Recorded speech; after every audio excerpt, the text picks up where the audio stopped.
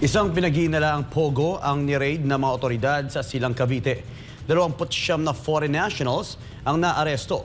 Modus ng sabing pogo ang online scamming. Tunghayan natin ang balita ni Paul Montibon.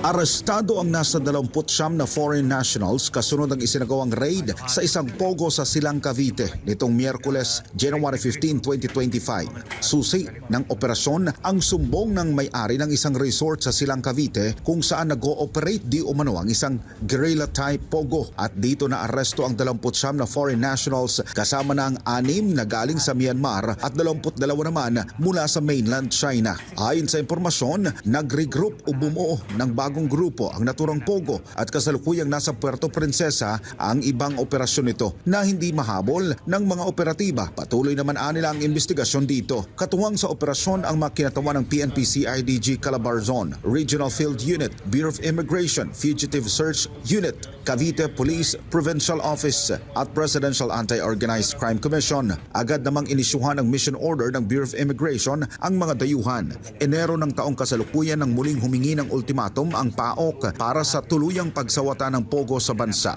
Batay na rin sa paulit-ulit na pangako ng pamahalaan na lulutasin ang problema ng pogo, ngunit bigo pa rin maisakatuparan ito. Batay sa pinakahuling impormasyon ng PAOK at PNP, nanganak raw ng mas maliit na grupo ang malalaking pogo hub sa bansa, kung kaya't nahihirapan ang mga otoridad na tukuyin kung saan nagtatago ang mga ito. Para sa Diyos at sa Pilipinas kumahal. Nag-uulat Paul Montibon, SMNI News.